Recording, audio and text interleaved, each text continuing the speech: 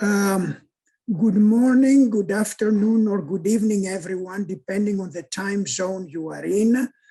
I am George Andreopoulos from the City University of New York, and I would like to welcome you all to the International Studies Association Academic Freedom Committee panel discussion on cross-cultural perspectives on academic freedom, challenges and prospects, which is a panel discussion that I will be moderating with my colleague Manuela Picq, who is also a member of ISA's Academic Freedom Committee. We have asked a group of distinguished panelists to join us for this conversation that will explore perspectives on academic freedom in different countries and region and cultural context to assess its content and impact. We have asked the presenter to address a series of focal issues and questions that include, should academic freedom be perceived as viewed as a human right? What are some of the challenges to institutional autonomy and academic governance that the academic community faces?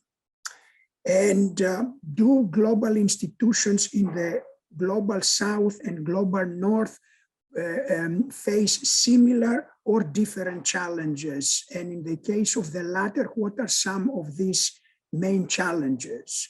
And how do we account for variations in argumentation when defending and promoting academic freedom? We very much look forward to the presentations and hopefully a very robust discussion to follow. And I would like to thank you all for being with us today. And without further ado, the floor goes to my colleague, Manuela. Thank you, George, and hello, everyone. Welcome. We'll start the conversation with Jess Levine, who's Senior Advocacy Officer for Scholars at Risk, who I met as a scholar at risk myself a few years ago. And he oversees legal clinics at university human rights centers around the world and leads advocacy efforts within the UN and regional systems, starting with Latin America recently, and other international bodies. Welcome, and we are excited to listen to you, Jesse. Thank you so much, Manuela. Good morning, everyone. Thank you so much for having me. I'll start by telling you just a very brief bit about Scholars at Risk. We work to protect threatened scholars, to advance the human rights that the higher education space needs to function, including academic freedom. As Manuela said, my role is Senior Advocacy Officer at Scholars at Risk, where I work on legal clinics and international advocacy, including before the UN and regional systems. So I'd like to begin by suggesting, respectfully, of course, that one of the key questions is not whether academic freedom is a human right. I think there's broad agreement that it is. Indeed, that's been the cornerstone of much of Scholars at Risk's work for the past several years, working toward a clearer articulation and understanding of how existing and well-established human rights standards protect academic freedom.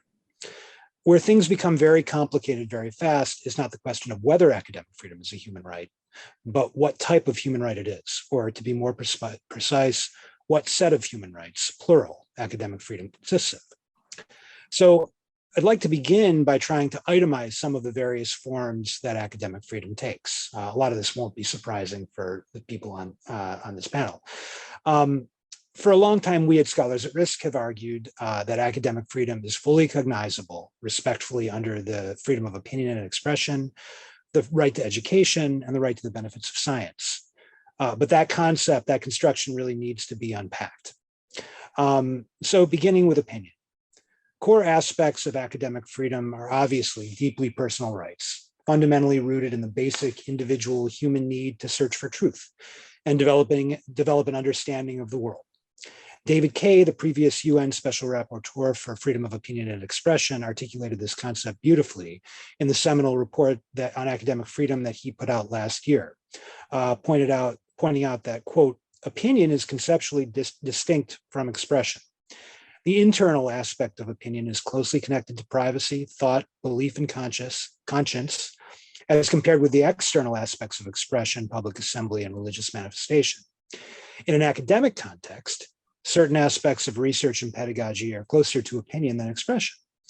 For instance, a scholar conducting research may collect data and carry out analytical work with respect to those data, evaluate the data, and then articulate an interpretation in the form of a paper for distribution, sharing with colleagues, and ultimately publication.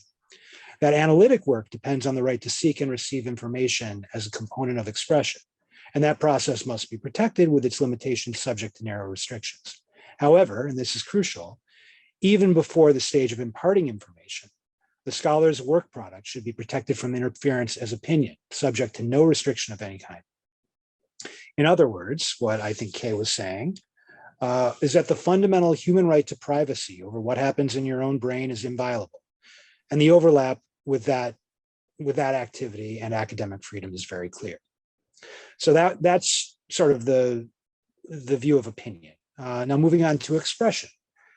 As a form of freedom of expression, or to use the construction of the ICCPR, the freedom to seek, receive, and impart information, academic freedom becomes a much more public right. It's held not just by the professor, academic, or student imparting knowledge, but by those receiving it, engaging with it, and responding to it. And that point, I would argue, bears special emphasis. Although we've long talked about academic freedom largely with reference to scholars, it doesn't belong exclusively to them. It can be held by anyone engaged in academic activity, and context matters. Students and others on campus, or people engaged in off-campus research and other serious academic activity must be understood on key levels as exercising academic freedom and thus protected. Moving away from civil and political rights for a moment, it's also widely accepted and has been explicitly asserted by the UN Committee on Economic, Social, and Cultural Rights that the right to education can only be enjoyed if accompanied by the academic freedom of staff and students. And indeed, without academic freedom, education risks becoming indoctrination. And those unwilling to teach an accepted view approved by authorities risk being stripped of access to what remains of their right to education altogether. International human rights law also recognizes that academic freedom is intimately connected to the right to the benefits of science, including, to quote the ICESCR, the freedom indispensable for scientific research and creative activity, as well as access to scientific knowledge. And of course, we'll spend time talking today about the fact that academic freedom isn't just an individual right, but it's an institutional right as well, and includes, in the best of circumstances, serious limitations on when the state or outside actors can encroach in a university's decision-making when it comes to curricula, finance, governance, hiring and firing of staff, and other core issues relating to how a university should be run. So those are just a few spaces where academic freedom is grounded. And I think the human rights community has done a pretty good job, especially recently, articulating legal arguments for broad protections under those umbrellas within the framework of the ICCPR, the ICESCR, and other international instruments.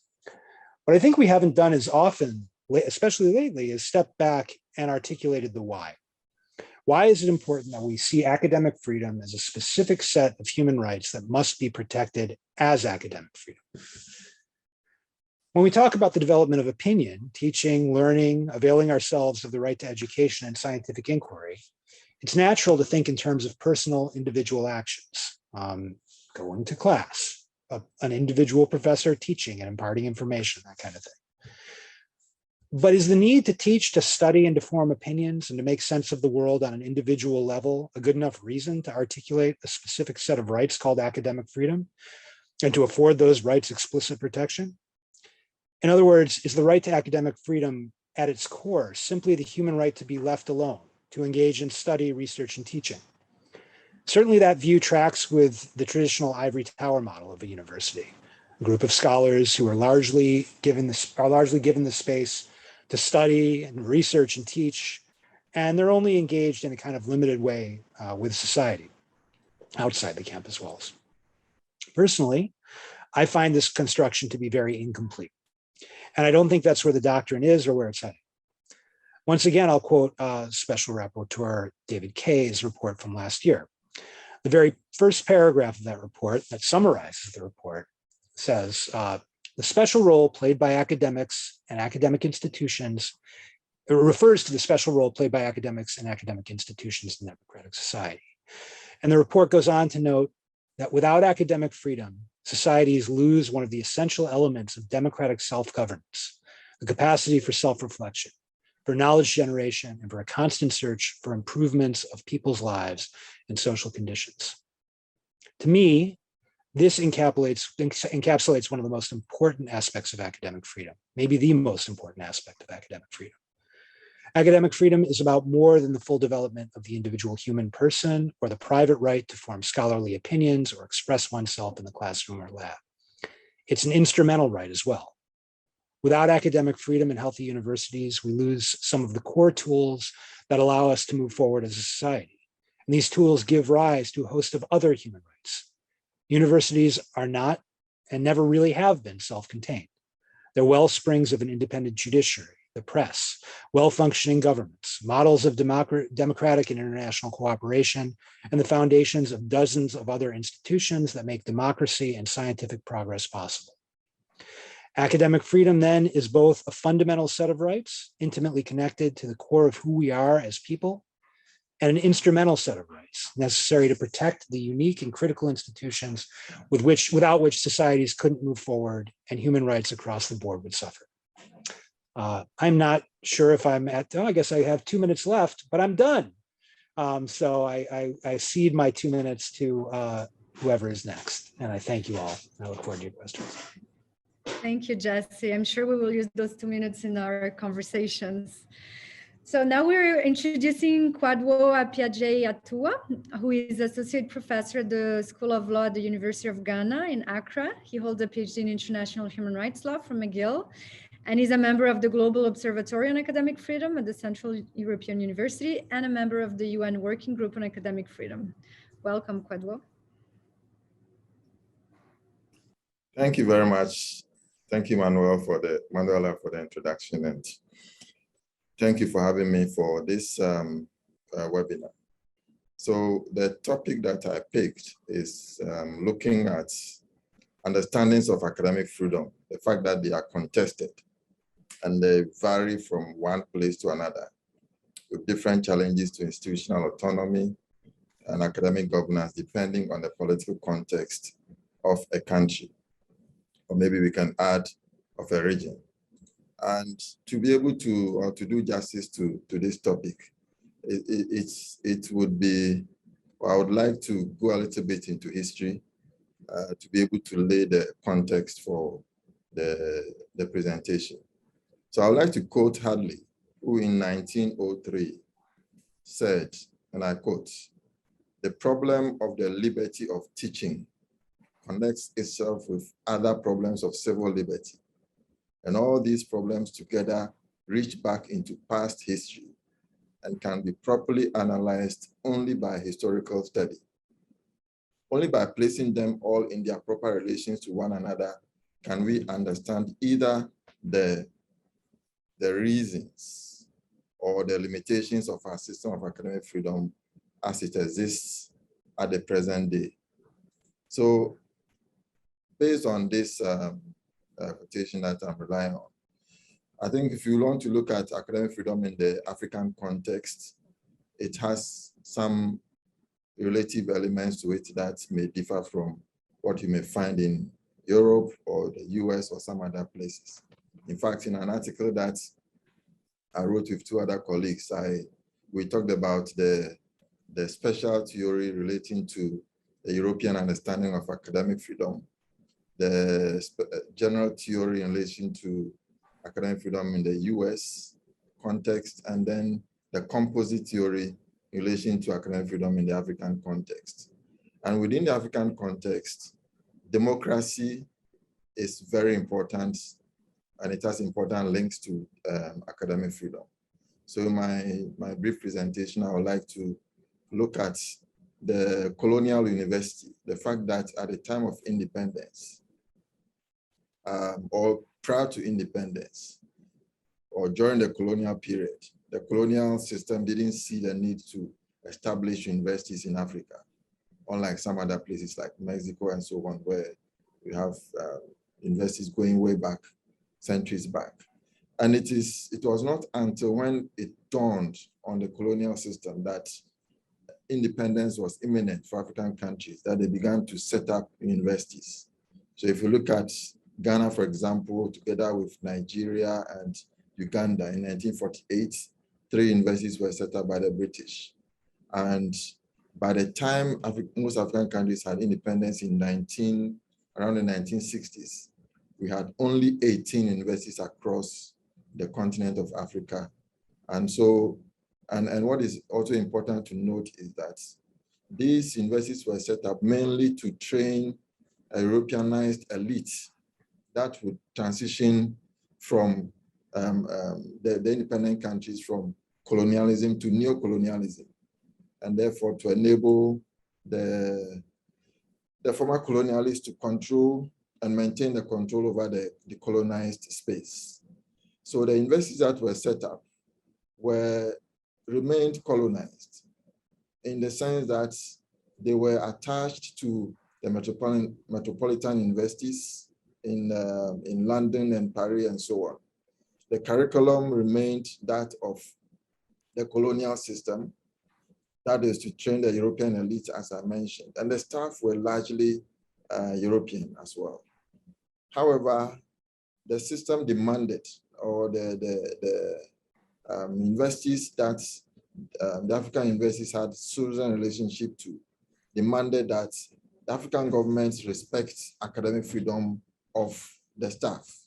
And it was simply because the staff were mainly of European background.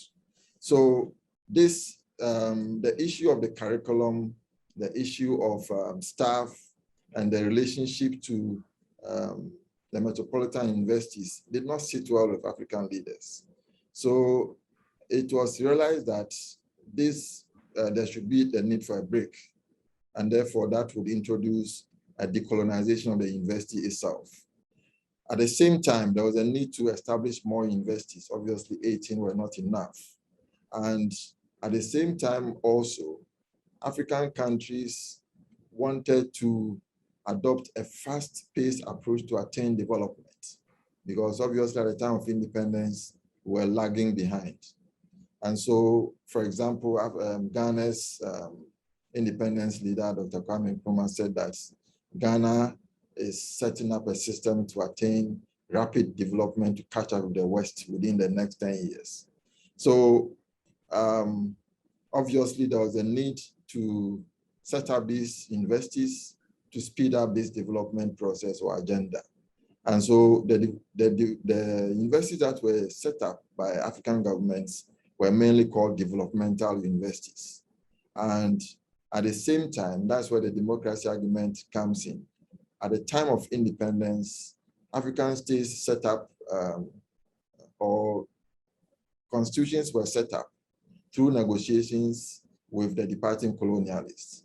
And there were references to human rights in these constitutions for a number of reasons, among which was to protect against the European interests that were left behind. And so, for example, the multinational corporations that still existed in Africa needed to be protected against nationalization and so on. And so African leaders decided to jettison these constitutions. And within a time of 5 years, 6 years after most African countries had become independent, and around the time the Organization of African Unity was established in 1963, 13 constitutions had been changed, including that of Ghana. And the new democratic system or governance system that took place was called African socialism. And socialism did not sit well with democracy. There was that tension there. And so it's under the socialist system, it called for a one-party state where there is no room for dissent, and therefore the university space, which is supposed to be autonomous to allow for the flourishing of academic freedom and to allow for generation of knowledge and to question orthodoxy and challenge governmental authority, was not allowed to function. In most cases, either the head of state or the Minister of Education is the chancellor or head of the governing council, and so on and so forth. So that was a system that was put in place at the time of independence. And during the first constitution making period, or generation that one African political scientist puts it. And fast forward, during the globalization period, when after the fall of the Berlin Wall and the unipolar world was created, African states returned to democracy, or at least the majority of them.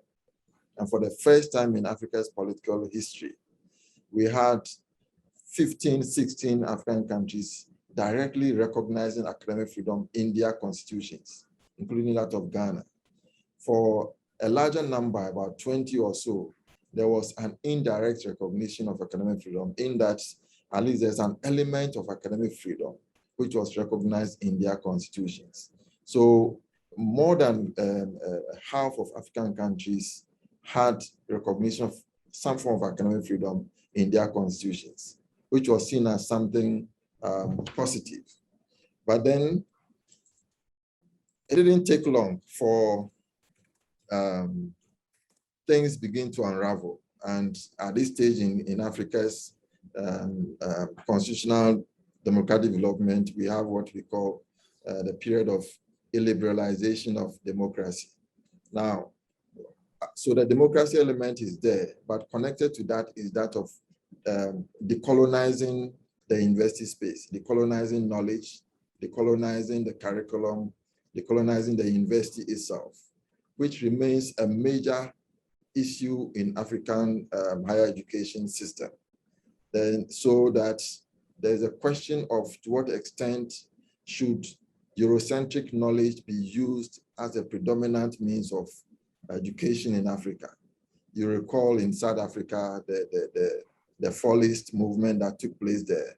And of course, it wasn't replicated in a number of African countries, but that tension is still there. And in a lot of ways, African universities have sort of accepted, depending on the department, depending on the school, and depending on the university, that things should allow to flow as it is. But there is also others who think that the decolonization agenda is critical. So when we are talking about academic freedom in the African context, decolonization is of the university, decolonization of the curriculum, the decolonization of the classroom itself is critical. And that is where there's a need to democratize academic freedom, because between respect for academic freedom for academics and for students, the chasm is very big. So in this respect, we don't see much respect for academic freedom for students. And that is affecting the democratic culture that African states want to develop, because without that respect for the space for the students on the university campus, it affects their understanding of democracy, and it also allows for governments to infiltrate university student unions and to control how they should be set up and organized. I think my time is up, and I'll round up in 1 minute by saying that in the particular context of Ghana, Ghana is well recognized as a major beacon of democracy in Africa, but that democratic space is also shrinking. And in tandem with that, last year, the government tried to come up with a bill that was supposed to severely restrict academic freedom. And we had to put up a big fight to be able to curtail it. But we understand that it's still on the shelves and it may come back up again. So it tells you that these are some of the fundamental issues of academic freedom relating to the African continent that I may present within the short time that I have. Thank you very much. Thank you so much, Kwadwo. I think we are in Latin America creating planning an Amazonian indigenous university in the Amazon when we're facing a lot of these debates and challenges and constraints, straitjackets. So it's really interesting to hear your perspective. And we're now moving to Liviu Matei, who is Professor of Higher Education Policy and Provost of the Central European University. And he's the founder of the Global Observatory on Academic Freedom. Welcome, Liviu. Thank you very much, Manuela. Good afternoon from Hungary, everyone. I will try to share my screen so that you don't see the dark weather outside Hungarian winter. I hope it works. Yes, thank you. Thank you very much. So my topic today is a fascinating one. Are there important variations in the regional understandings of academic freedom?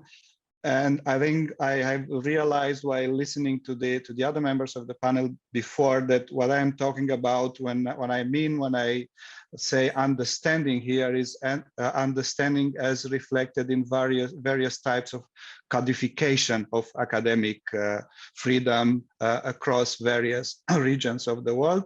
As Manuela already mentioned, my own area is higher education policy. I am not a legal scholar, so I will use some examples, and I will make some comments that might sound as coming from someone who is concerned with legal aspects, but no, my concern is higher education policy, and it's also the practice of higher education, including the practice of academic freedom. So the first question that I would like to address a little bit is, why is it important to discuss about variations in the understandings in the codification of academic freedom? And I have a few very quick answers. Understandings of academic freedom, whether formal or informal, influence practices.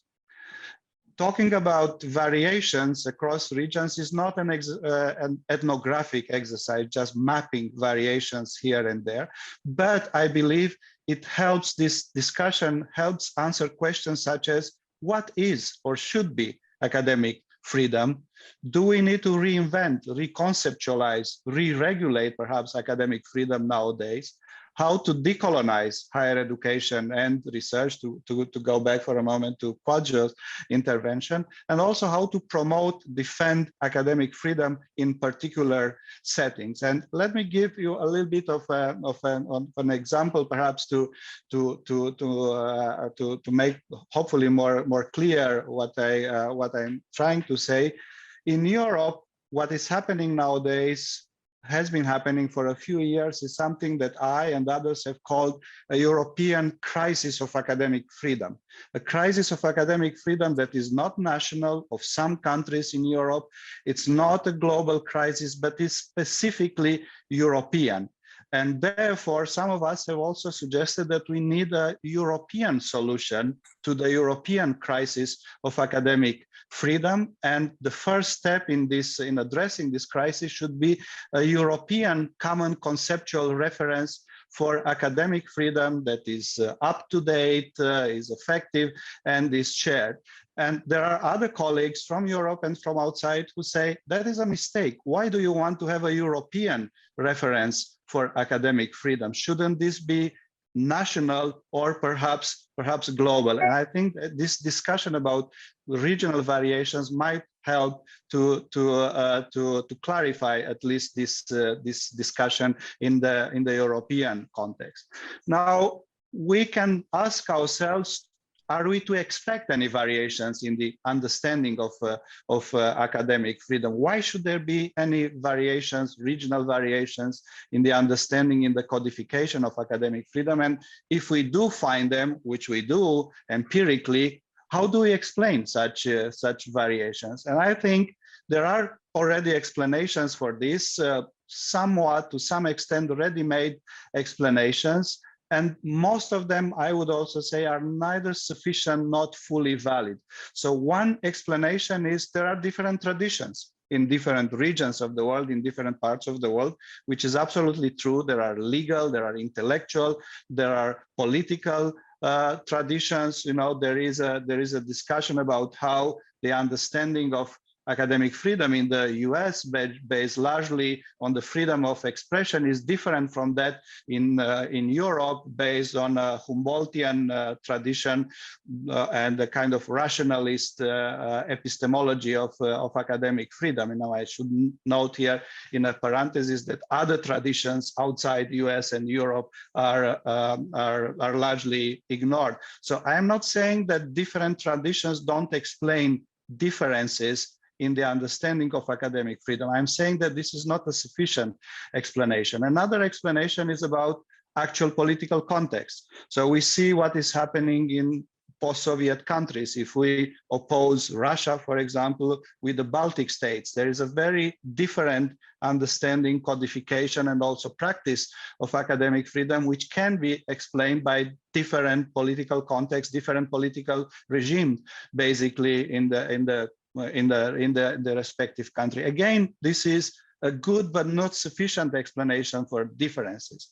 Also, and I think this is one of the even more interesting explanations for differences, we have different institutional and regulatory frameworks in different parts of the world, including regional institutional and regulatory frameworks. There is a discussion nowadays in Europe, very recent, really recent, about amending the very treaty of the European Union to introduce, to codify academic freedom in the treaty. And that is theoretically possible. I am not sure at all it will happen, but it is theoretically possible because the European Union, there we are talking about the European Union, not the entire Europe. The European Union has a treaty, has a parliament that can amend this treaty, and has other institutions should such a codification of academic freedom take place in the very treaty of the EU. There are other institutions like the courts, like the European Commission, that can adopt and enforce secondary legislation, European Union-wide legislation about academic freedom. And many people in Europe are saying, well, this would not be possible in ASEAN, for example, because there are no similar institutions. There is no parliament for ASEAN that can adopt laws. You know, there is no executive branch of some kind of regional administration to play a role on this. So this is again an example to show that regional institutional regulatory frameworks indeed explain differences with regard to the understanding of academic freedom. But again, this is not sufficient. And I think one key aspect of in order to understand these variations that we need to be aware of, and this was mentioned briefly in the previous intervention, has to do with the fact that academic freedom is a very complicated concept, entity. You know, it is a very strange animal. So when we are talking about variations of academic freedom, it is important to make clear we are talking about variations of what exactly. And this is what I'm going to try to go through very, very briefly in my remaining time. So what is academic freedom? And you know, that can be different. And again, part of this was mentioned there. Academic freedom is in some way a legal norm. It is a right, but even that in more than one way. It is a human right. If it is a human right, and it is a human right, then it can be and it should be regulated globally. Therefore, we might expect no regional differences, right? If academic freedom is a human right, then it should be the same everywhere. And such global regulations, treaties exist. You know, the International Covenant on Economic, Social, and Cultural Rights of '66 very clearly mentioned this. And as Jesse alluded to, some other international documents, global documents that are not explicitly about academic freedom are considered to contain provision about academic freedom. For example, the very Declaration of Human Rights of 1948, because it talks about the right to education, and there is a link that Jesse discussed between the right to education and academic freedom. But academic freedom as a right is not only a human right, is also a fundamental right as regulated in many constitutions around the world. And this is another very interesting theme of research, reflection, and action. Which countries have constitutional provisions for academic freedom, making it a fundamental right, and which countries don't have. You know, Russia, for example, doesn't have constitutional provisions for academic freedom, but that doesn't mean that academic freedom is not existent in Russia. It's just regulated differently. And just to mention another case from where I am right now in Hungary, Hungary had very strong provisions for the protection of academic freedom, but when the constitution was amended after 2010, they were basically taken out. So Hungary is a European Union country without constitutional protection for academic freedom. So in that regard, academic freedom disappears as a fundamental right in Hungary, but not in neighboring Austria, talking about differences not only across regions, but within the same region. Academic freedom can also be understood and codified as a group or as individual right, including in national, either in constitution or in other levels of legislation. And it is in some countries also a legal rights. There are many higher education laws, for example, in Europe at the national level that codify and regulate academic freedom. Now, I'm saying all this to go back with an answer to my previous question. Academic freedom is not one simple concept, but it is a multi-dimensional concept and reality, and perhaps a composite question. Now, if we stay for a moment with these different types of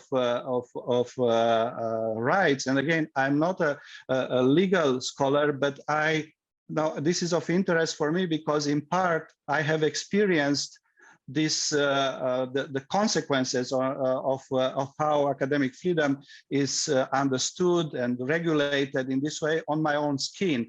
When my university was forced by the Hungarian government to quit the country, to move to another country, the European Commission sued Hungary over that piece of legislation that forced us out.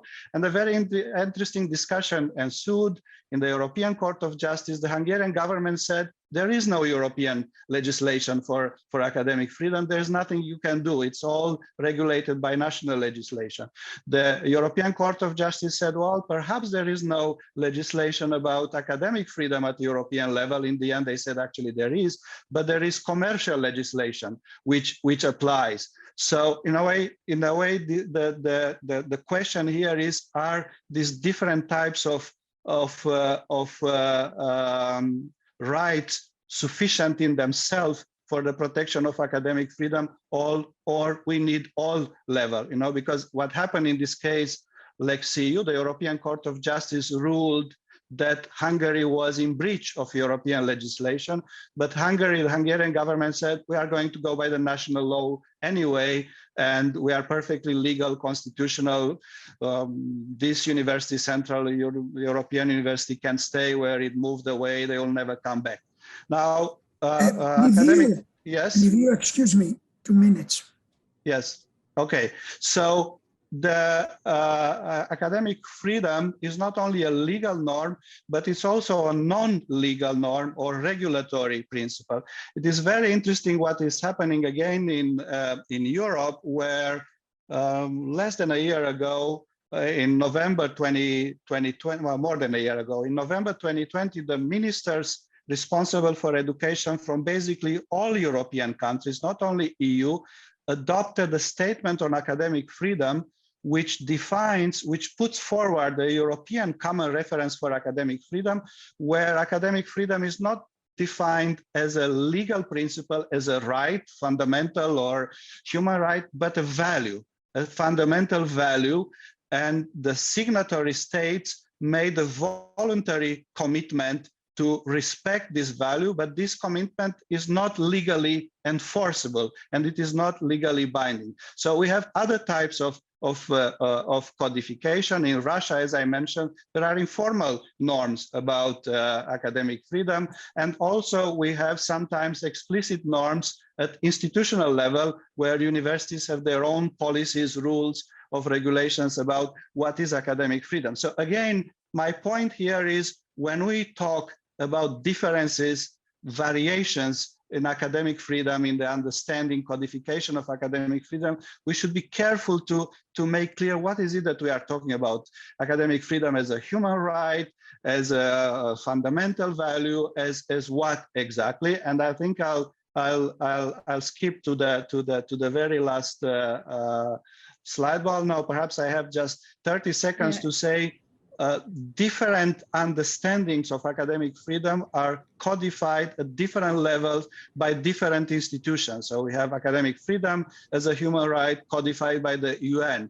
Academic freedom as a fundamental right can be in constitution, but sometimes in the case of the United States American Association of University Professor understanding of academic freedom, that is not an institutional understanding of academic freedom or an institutional codification. It actually takes academic freedom as a fundamental right and try to kind of operationalize it. It is very interesting. In Europe, we have the European Charter of Fundamental Rights, which is a regional document. I wouldn't know to qualify it. Is it like a constitution or is it something else? But it talks explicitly about academic freedom as a fundamental right, not at national level through national regulated national constitutions, but at European regional level. Is there anything similar in any other part of the world? Would it be interesting? Would it be useful? So this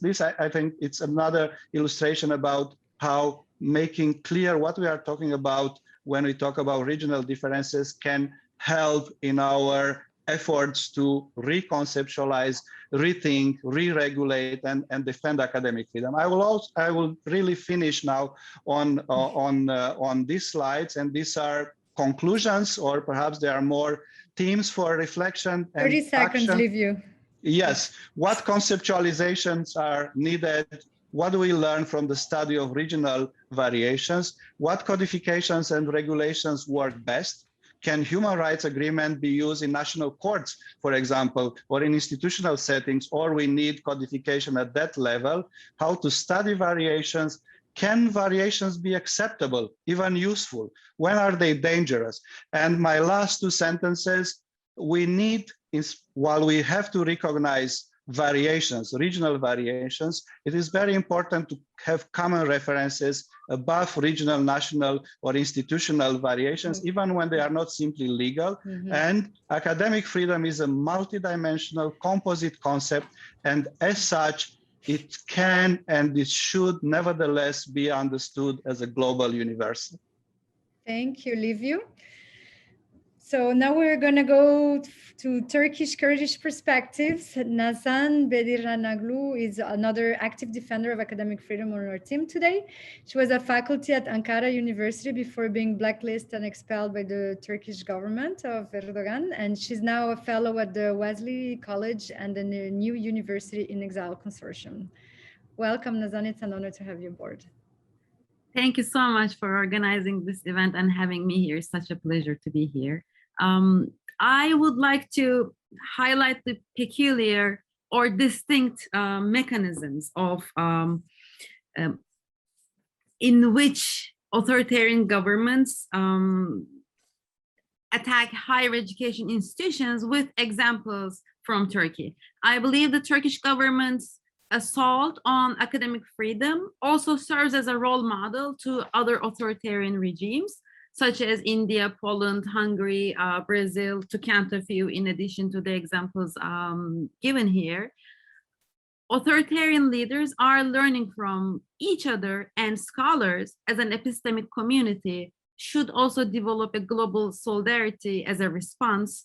We already see, and many of us take part in multiple initiatives that reach beyond borders. And I think we can even imagine and develop better tools that goes beyond the defense line because the threat is imminent. And I will also extend my remarks to the global north in conclusion. But please let me parse the Turkish case first, the case of higher education in Turkey first, and allow me to share my screen. Was I able to share it? Yes, I think I am. So, according to the Academic Freedom Index published in 2021, Turkey's score in 2020 on a scale between 0 and 1 is 0.064. Turkey is the 6th from the bottom of the list of 175 countries in this index, and already scoring almost the worst, Turkey's score even deteriorated by at least 0.15 points in the last 5 years. So a major point here is that over the last 2 decades, academic freedoms in Turkey did not progress at all. President Erdogan's Justice and Development Party, in power for almost 2 decades, failed to expand the scope of academic freedoms even during its first decade in government, which is or was commonly believed to be, quote, the democratic period, unquote, of the JDP government. I will use the acronym JDP for Justice and Development Party from now on. And this myth of an earlier liberal period is mostly debunked now at the the worsening academic freedoms in the country is a strong indicator for this. So this decay of particular freedom in Turkey is by design and not a side effect of the political controversies. And I identify 4 different strategies fine-tuned by the Turkish government and serving as a role model to the rest of the authoritarian regimes around the world. So the first one is crowding out of vocal scholars. The number of scholars employed at universities has doubled during the Justice and Development Party government since 2003. And the number of institutions almost tripled over the last 2 decades, an increase we see both in public and private universities. The eagerness to establish a large number of almost pseudo universities is related to regime's need to create its own intelligentsia in its fight against the liberal leftist groups in Turkey and also against the Kurdish movement.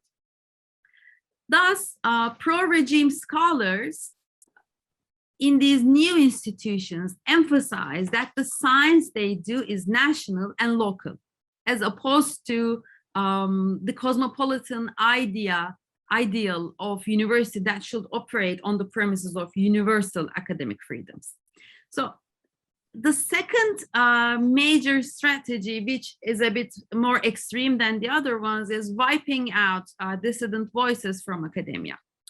Following the coup attempt in 2016, Turkish government proclaimed a state of emergency and used this as a pretext to massively purge scholars in the country. A notable group here is the Academics for Peace, over 2,000 scholars who signed a peace petition to call the government to end its massacre of civilians and to resume the peace talks with the Kurds. These scholars are blacklisted and some 400 are fired from their positions. Needless to say, an attack of the scale doesn't only aim to silence the expelled scholars, but also looms as a threat to the rest of the academic community. Also, a purge of the scale was not only made possible, a purge of the scale was only made possible by and reproduced a rift in the academic community itself, namely promoting accomplices of the regime inside this community. And the already existing do not study zones of academic freedom in Turkey came in handy here, namely research on Kurds and the Kurdish politics of the state. So it's not a coincidence that a petition on Kurds was handpicked and used as a leverage to expel the local scholars in Turkey. And I would like to add that this attack on certain institutions started much before than the peace petition I mentioned here, through a securitization perspective, mostly using the Kurdish issue as an excuse. And my former institution is a good example here. The third strategy that I would like to highlight is attacks on institutional autonomy. So stripping off already limited institutional autonomy of flagship institutions in the country is another major mechanism here. And just to mention, Turkey's higher education system is highly centralized and is a design of the 1980 military regime in the country. Institutions do not have any financial autonomy, and the little remaining crumbles of institutional autonomy and faculty governance enjoyed by some flagship institutions is under assault. And this assault also includes like physical assault, as you can see in these scenes here. All of these scenes are pre-2016, so before the coup attempt. So I also would like to highlight a continuity here. So this is not just an institutional reconstruction that we're talking about. We're literally talking about physical assault on university campuses. We're also witnessing the aftermaths of this shrinking academic freedoms. The most recent episode of attacks on the last remaining bastions of institutional autonomy in the country, if there are some who follow, there is an ongoing crisis at the Bossu University right now, and the institution is going under foundational transformation with top-to-down orders from the president of the country, like personal orders from the president of the country. To fight back, the scholars and the rest of the Boğaziçi community, the Bosphorus University community, is holding silent vigils every day for over a year now. This is important because most of the conceptualizations of academic freedom in Turkey are attached to employment, I mean legally. So, and the fourth and the final strategy that I would like to mention here, and I believe this is a global theme, is the promotion of anti-intellectualism by the government. This is done through several sub-mechanisms, like scholars are represented by their governments as, first of all, the enemy of the state, and also a parasitical mass that are using public resources for their own intellectual enjoyment. Also, an aimless and confused crowd, and we can also extend this to the elites of Ivory Tower, and also a deviant group who are detached from the society and large. So, and to put all of these together, I would like to conclude by saying that academic freedom is much needed when it's under attack. And this simultaneously turns this topic into a contentious one. Isolated seeming incidents and attacks, such as the ones that I cited here, showed here, imperil academic freedom globally. And this crisis is not endemic to the global South.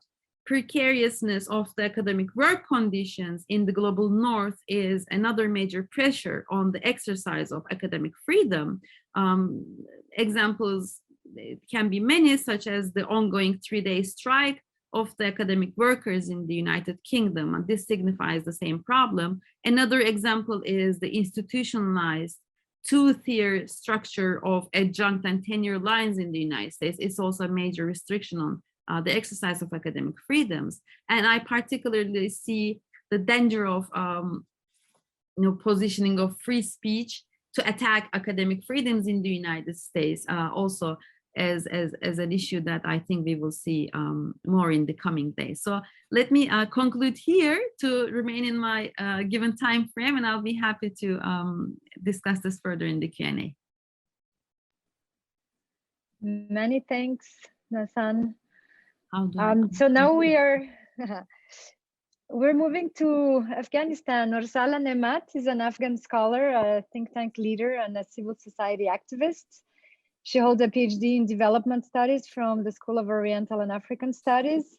She has served as the Afghan President's advisor on local governments and led the think tank Afghanistan Research and Evaluation Units. Welcome, Orsala. Thank you so much for joining us. Thank you, Manuela. Good evening, good morning, or good afternoon, everyone. It's a great honor and pleasure to be part of such a distinguished panelist group. In my part, I thought to discuss about the challenge, whether the challenges that scholars or academia faces in South and North are the same or different. So I start by actually reflecting upon something and then get into the direct conversation. I am attending this panel today from a country that half of its population, the women and girls, are deprived of basic rights to education, to scholarship, to studies and to learning. And that's done by a group that consider themselves the vectors of Islam and Islamic values, which completely contradicts with basic principles of Islam that refers to education that should not be limited to anyone, men or women. So it's quite, in a way, it's quite a remarkable reality that we have to sort of keep in mind when we discuss about academic freedom. So think about a country where half of its population, for whatever reason, if it's war or violence, there is also war and violence on other matters. Why revenues are not stopped? Because that brings them some money. But stopping women's education is something that is simply not justifiable. So just with that reflection, I listened to the rest of the presentation so far, and I think the complexity of academic freedom has been highlighted, the different focus about, the scholars being at risk in different countries and contexts has been highlighted. I just thought to also highlight the points regarding who is a scholar and who is not, and sort of highlight this in the context of different societies, particularly if we compare the North and South with each other. Thinking about the region that I come from, Afghanistan and the surroundings, for example, in terms of who is a scholar or not, who is a progressive scholar or not, we see how this in the trajectory of history has changed from one way to another in some extreme ways, I would say. For example, earlier in the 19th century, or even before that, we had religious scholars as becoming the most progressive members of scholarship in academia by having very sort of enlightening views and perspectives, whereas others were sort of suppressing them. And here we are having the religious, well, labeled as a religious group, the Taliban, trying to restrict academia and research and scholarship. So it's really important in this context to highlight that history, time, and place determining who is a scholar, who is an academic person, and who is not. Definitely another important point is the indicator of scholarship. We have different indicators in different contexts. In my country, there is a kind of an expression of how to consider someone an academic person. It's all about finishing. I finished the school, I finished the university, I finished, the PhD, I finished the master's, I finished a book. It's all about finishing or completing something. Whereas probably there are other cultures in which there is no finishing in studying and learning. So I think these approaches from a sort of a more humanistic way are also important to consider in terms of looking at how they then later determine the differences in cultures and sort of the differences in the ways that we understand academia and scholarship. Now, when it comes to the question of, society's approaches, we highlighted, these also could be different. There is also the issues of ethics that makes it. One of our earlier scholars from Budapest was talking about a lot of regulatory systems and mechanisms. And I thought to sort of make a point regarding that and say that sometimes these regulatory sort of systems also creates limitations. For example, a research that is being designed in the North has to be operationalized in a given country in the South. I'm generalizing it, but I have a specific sort of example in my mind. So they come and they have to follow the ethical norms of the Northern institutions on the ground in a Southern context. And we face this reality, for example, in the case of conducting research in Afghanistan, that the 100% norms of the institution in the North is not applicable in the Southern context, simply because there are different understandings of society. There is individual-oriented and there is community-oriented society approaches that makes a lot of differences. And probably, I don't want to bring in the whole conflict of Afghanistan here into the conversation, but probably this is one reason that the world never understood this country in this region very rightly. So I think these ethical, two points I wanted to make. One, this contextual differences, and that also in terms of thinking of a regulatory systems, we have to sort of, keep in mind that they also have to be as much context specific as possible, or context sensitive as possible. Another phenomenon that I think I'd like to bring in here is all the ethical dilemmas around using the human.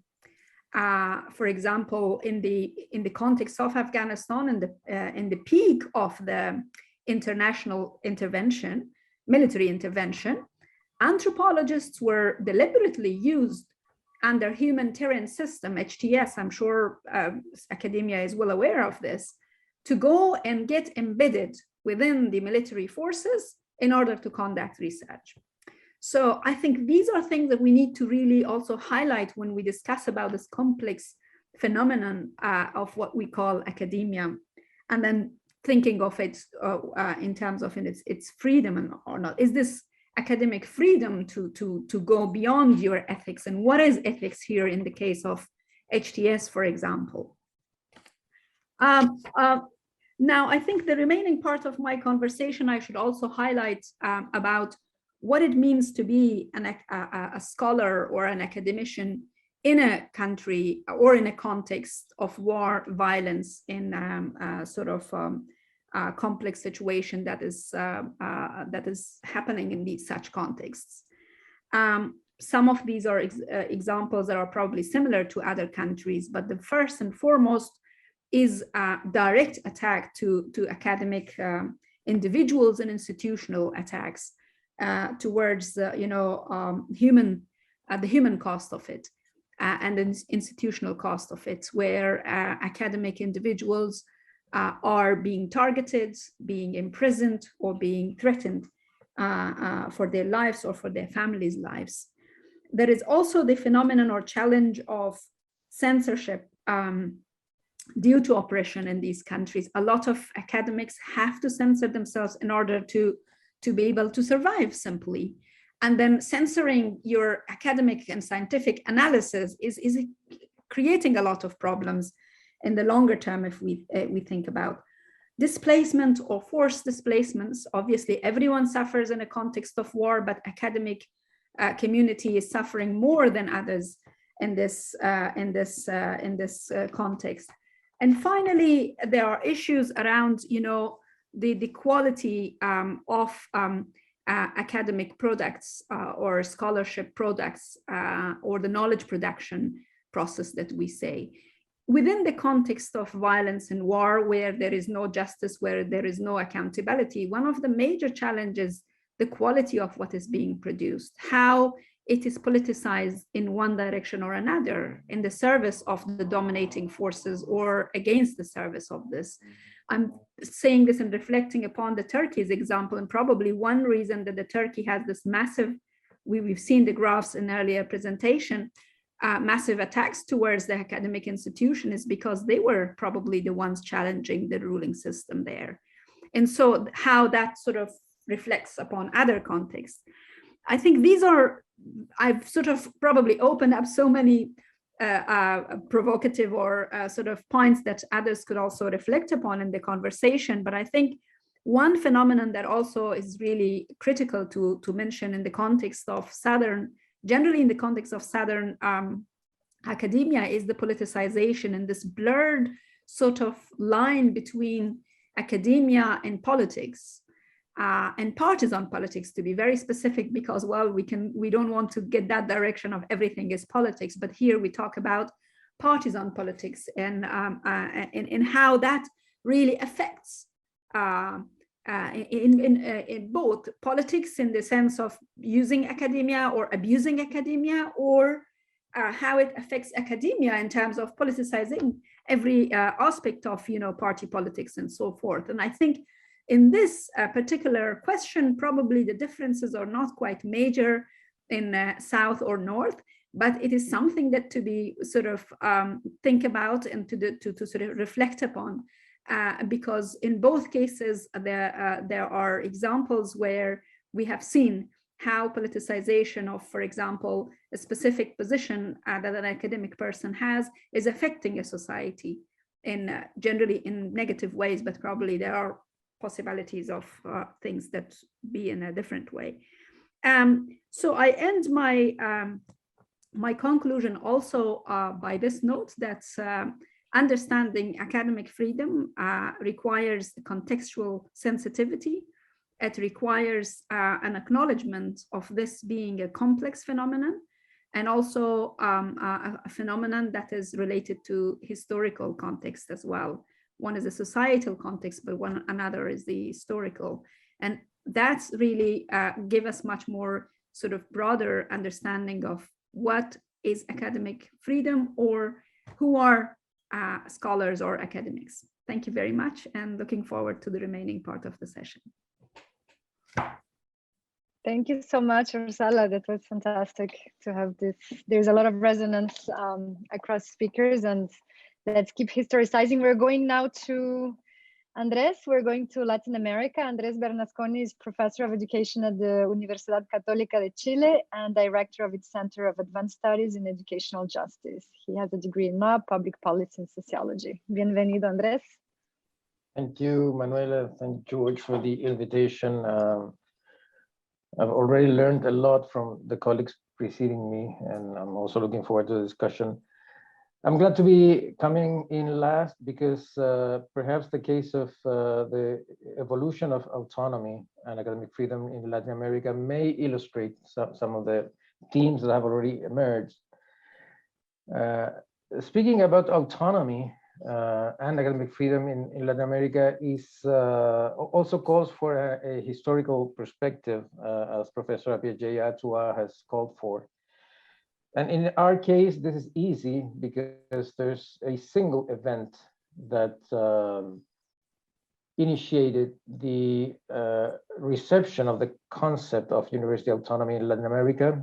That was the 1918 student protests in the National University of Cordoba in northern Argentina. I won't go into the historical details of that student movement, but it set forth a chain of events that ended up establishing the principle of university autonomy throughout the Latin American region. A similar event took place almost at the same time in the US, the 1915 Declaration of the Association of American University Professors on Academic Freedom. And I think it is useful to make a comparison between these two events because they underline the main point I want to make, which is that in the US, academic freedom was created as a concept, as a doctrine, as a set of principles by the professoriate. And from then, it became an issue at the universities, and universities began creating protections for academic freedom, but it was completely bottom up. It was not the university that granted academic freedom to the professor. It was basically cases, individual cases of breach of academic freedom at around the beginning of the 20th century in the US that prompted this reaction of the professoriate and the protection that was articulated by the professors themselves for the sake of their profession. Whereas in Latin America, it was the other way around completely. In 1918, Cordoba, the students revolted against the professors. This was a Catholic university, although it was state, but state and church had not been separated yet in Argentina. And so this was a very traditional, very conservative, very outmoded institution, and the students challenged the quality of the teaching that they had been given. So it was a rebellion against the professors to modernize teaching and examining and curriculum. And from there, several other student movements, and this also explains a certain sort of anomaly of Latin America, which is the importance of student movements in national politics to this day. These student movements across the region began in 1908 in Montevideo, in Uruguay, but then it sort of amplified through the Cordoba explosion which was especially notable for the tactics of the students. University buildings had never been taken by the students before. So this was what made the news at the time, the sort of aggressiveness of the students in their positions. And from then it became the norm that legislation first and then constitutions began recognizing not academic freedom, but university autonomy. The case of the National Autonomous University of Mexico is very, very instructive, because at the early 20th century, civil servants could not conceive of a university that was state university, that was part of the state, which did not depend on the government. And this was across the board. In the University of Chile, founded in 1842, the rector, the president, was appointed by the president and removed by the president of the country. So there was no independence from the government in state institutions because they were part of the state. This was the mentality of the jurists of the time. And well, there were no private universities anyway, so this was just state universities. As they become part of the Republican effort, independence was gained in the 1810s to 1820s, most of the countries. Brazil is different. So in the mindset of the Republican leaders, the university was an instrument of the state. Therefore, it could not be independent. So back to 1918, the idea of a university that was state but was independent began taking traction. And this is the biggest, conceptual twist that made it possible for universities to become autonomous. Going back to UNAM, the National Autonomous University of Mexico, given that it was public, it could not be autonomous. Therefore, in the 1940s, the government decided that if it was to be autonomous, it could not be funded by the government. And it was recognized its autonomy, but the government withdrew funding. It became a private university, in fact. Well, this eventually changed, and the university was recognized as both public and autonomous, hence the name, National Autonomous University of Mexico, national and autonomous. And this was a process in which eventually the protection of institutional autonomy in the case of the universities made it to the constitutions of every country in the region, except Cuba, where there is no university autonomy, and Chile, which doesn't have it in the constitution, but has it in law. So it is but this is always a privilege or a right of the university. It is never said that it is a privilege to allow for the development of the role of scholarship in the universities. Or to be more precise, in opposition to the case of the US, in our case, in the case of Latin America, the autonomy of the university is what holds and makes possible the freedom of the professoriate. It is an institutional privilege that benefits the professors, well, all scholars, not necessarily just the professors, also students. And I say, in contrary to the US, in which it is the freedom of the professoriate that sort of crept up and began an institutional protection as well.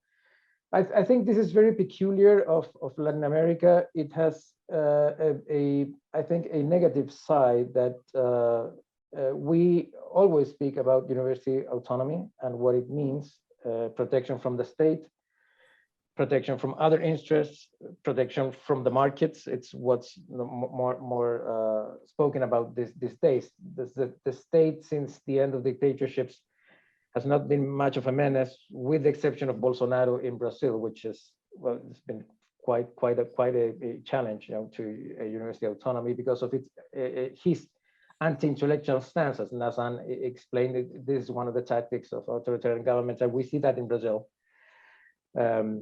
against public universities. So since since the end of the dictatorships in which universities were intervened and professors were fired or killed, same with students, I don't think there has been much of a challenge to academic freedom. Authoritarian governments tend to move into that direction. I think the example of Correa in Ecuador is also instructive of some sort of lingering menaces to academic freedom in authoritarian governments of either side, can be leftist or rightist, really. But my point is more than that the talk about autonomy as a right of the institution has prevented a more thorough discussion of academic freedom as a right of the scholar and what it entails, compared to the very rich doctrine and jurisprudence that has come from the US, and in particular from the Association of American University Professors. That's all from me, and looking forward to the discussion. Thank you, Andres. Gracias. George, should I let you lead? Yeah, okay. Thank you all. You touched on some very important issues, and there are some comments I would like to make, I'm sure as Manuela too, but we don't have as much time left, so I would like to open the floor for the questions, and then maybe we can interject a couple of points as these questions are raised. So do we have any questions in the chat? None that I can see of. Anybody? Or you have all been silenced by the power of the presentations? I will jump in, giving space as questions come in. I'd like to tie in together the interventions of Orzala and Kwadwo, right? This notion of the European legacies, or the mainstream academia, or like the structures of academia that we inhabit, what we recognize as being academics, as scholars, and the outside, right? The border between the outside and the inside. Orzala asked who is a scholar and who is not a scholar, right? And what do we produce where, and how is it recognized as scientific? When are we doing science? When are we doing politics? Which is embedded in the interventions of Kwadwo, right, from colonial universities and the structures of knowledge production that remained very colonized, from the curriculum to the physical structures, right, of the inside and the outside, which is often a conversation. I think we can go back to Jesse. We've been talking about that directly and indirectly. When is it an act of academic freedom has often to do whether it was inside the university or not. And maybe I would like to launch this provocation, right, on the inside and the outside of scholarship, of university, and of this academic freedom, going back all the way to what Liviu presented too on constitutional rights. I don't know if anybody wants to intervene on that. Anybody wants to pick up on the point that Manuela, the inside, outside? Jesse. Yeah, sure. So we've done a fair amount of work on this question, really the question of extramural speech. And, my view personally, and I think probably it's fair to say Scholars at Risk's view institutionally, is that if a scholar is, or a student is speaking within their expertise outside the university, the speaking within their expertise nature of the expression makes it an act of academic expression, partly because when that speech is attacked, it has a chilling effect within the university, and partly because of the, what we were talking about before with this idea of a socially engaged model of a university. I just don't think that the notion of an ivory tower where scholars sort of are free to do their own thing as long as they leave everybody else alone, I don't think that really works anymore. I don't think it's structured for modern life. So I think just as kind of an instrumental, as well as a fundamental matter, the idea of while extramural speech is limited, there are significant spaces where speaking outside the university can and must still be considered an exercise of academic freedom. Mhm. Actually, let me jump in, and I would like to bring in a question that has been asked by our colleague Tony Lang, which relates to that. And if anybody else wants to weigh in, I would like to say a couple of things about that too.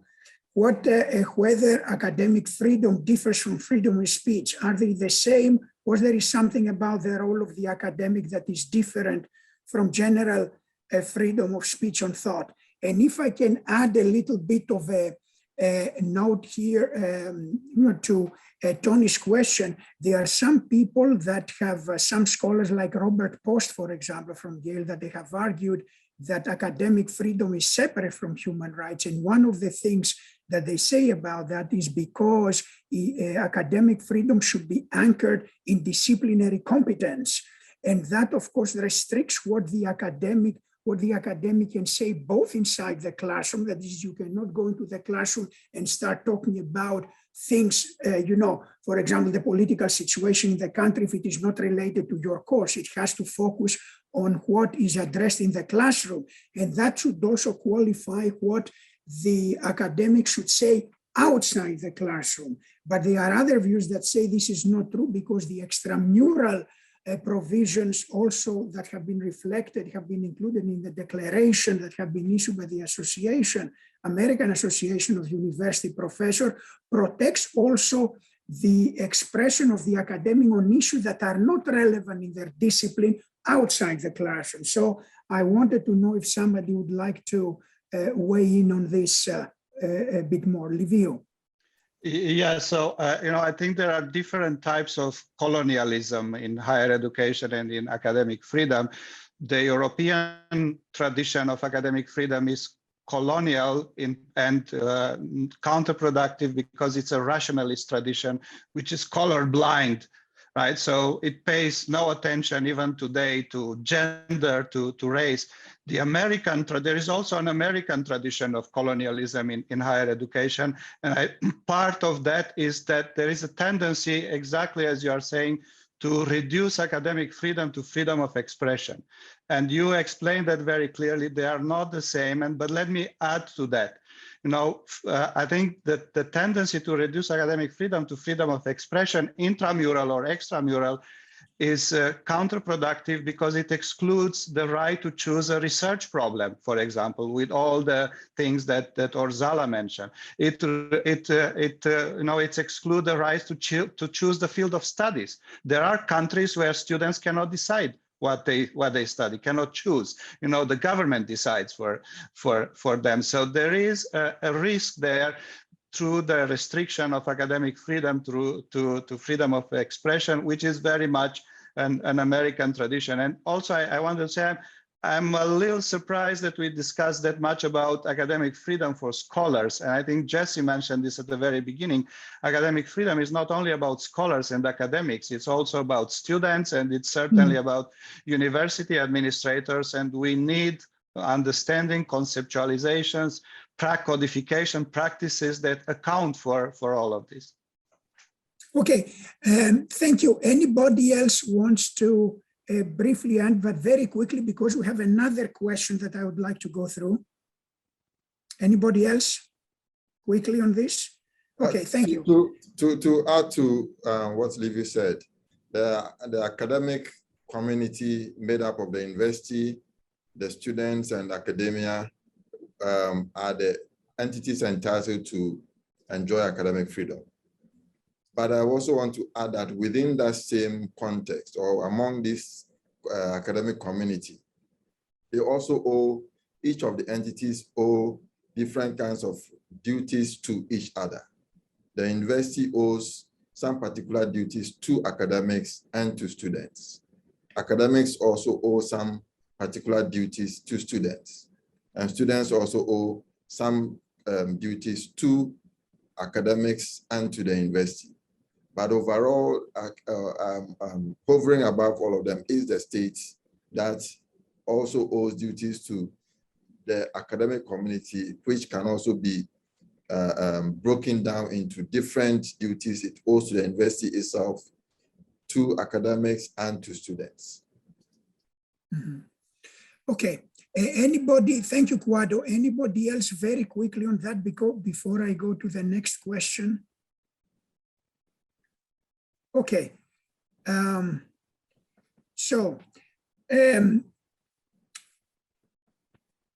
What program or strategy can the professoriate as a global community develop in anticipation of crackdown on academic freedom worldwide? Wow, that's quite a task. I assume that will include support moving to new countries and maybe between multiple countries over a lifetime, different types of financial, legal, and political insulator, underground presses, etc. Maybe we can have insights from Turkey. Yes, maybe insights from Turkey. Heart of it. Turkey, and also I think, I mean, everybody of course can weigh. I mean, Latin America has gone through some phases of repression. Lviv is in a university in exile in a sense. I mean, they have moved to Austria, but also I'm sure Orzala will have to say something about that. Who would like to go first? Orzala can go first if. Okay, Nazan, please. Okay, then I'll start. So thank you for the question. It's a big task to tackle, but also something that we should be more prepared in the anticipation of increasing attacks on academia. Unfortunately, we kind of had to reinvent the wheel when there were certain attacks in different countries, including Turkey. The Purge in Turkey resulted in a lot of scholars in exile, and then there were some institutions readily equipped for this, such as Scholars at Risk, International Institution for Education. There also there were some new initiatives in Europe, such as the Pause initiative in France, and other scholarships in Germany, such as the Philip Schwarz initiative. So and Kara in England, in the United Kingdom. So there are some very important and most effective initiatives, but also there is the risk of, I don't know how to put this, like turning this into a philanthropic work, I would say. So the very first, I think, target here should be to make sure that academic freedom is protected universally, and also most specifically in the countries that it is under attack.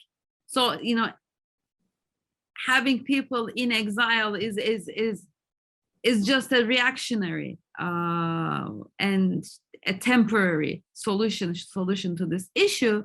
But also I think this whole scheme or the conditions of exile push a lot of people out of this vocation for survival and other things, and this is one of the main risks, and this becomes like a score point for the authoritarian leaders. They can go back to their own society and communities, say that, see, these scholars were not so much embedded in research and other things. I expelled them and they couldn't survive elsewhere. So there's that kind of a risk, but I am also very much touched by the fact that there were already so much institutional repertoire and historical background to these global solidarity efforts, which also have remnants of the hosting scholars fleeing from the Nazi Germany. So I think there should be, we can do more, and maybe have a bit of a more coordinated efforts, and be ready before these crises erupt. So thank you so much. I think I should give the floor to Orzala now. Yeah. Orzala? Orzala, my sincere apologies for missing some parts of this due to receiving an important call. If anyone can help me about what the question was, then I would be more than happy to answer, because maybe you have referred to me and I wasn't here. Apologies. yes, Orzala was in a call. George, if you can repeat the question. Yeah, actually, the question is not anymore in the chat, but I can rephrase it. Basically, Orzala is, what should the responses be when there is repression that forces scholars to flee? And what are basically the options that might be available, strategies, so to speak, of survival under persecution for the scholarly world. Yeah, in a nutshell. Thank you very much, George. This is a very critical and timely question. Thanks for anyone who raised it. And really, I think the best strategy is really to create a mechanism. Now, in the case of Afghanistan, everyone is aware of what happened since mid-August, and there is a massive population mobility. Everyone struggles to get out of the country due to the crisis that is emerging and unpacking every day. And scholars are among this. The challenge that we see is that there are so many scattered efforts. Some are not necessarily, some are policymakers or politicians of the former regime. They take the opportunity of getting a fellowship or a scholarship kind of a position, and maybe as a real actual scholar of a university professor, a researcher, or such kind of people who are at risk because of their writing, because of their analysis, are left behind. So in order to sort of avoid this, it's really, we need to sort of look for a sort of a comprehensive mechanism that can create some mapping of scholars around the country, so that only well-established ones don't take the advantage of leaving the others behind. Every country, I'm sure this is not unique to Afghanistan. I'm sure it is in every country. There is centers and there are peripheries. They also have scholars and academic people that needs to be considered. A mapping exercise is helping to have these people on record and seek for mechanisms. Protection sometimes is much easier within the region under certain conditions than to sort of move scholars to the global networks. And the most important thing, and I'm saying this based on very personal experience, is to not miss any opportunity for the scholars.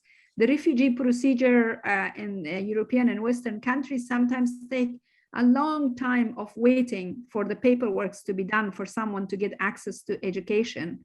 And my hope is that those who are coming because of their direct risk due to the scholarship positions that they have should be given sort of a specific line through the higher educational systems to straight away start their studies and their sort of academic work in the higher level, postgraduate and onwards. Especially for postgraduates and onwards, this is a matter of time because they are not in a very young age to wait for longer time, and to have a more fast track kind of process to get to a university or to a position in a university or a research institute is much helpful.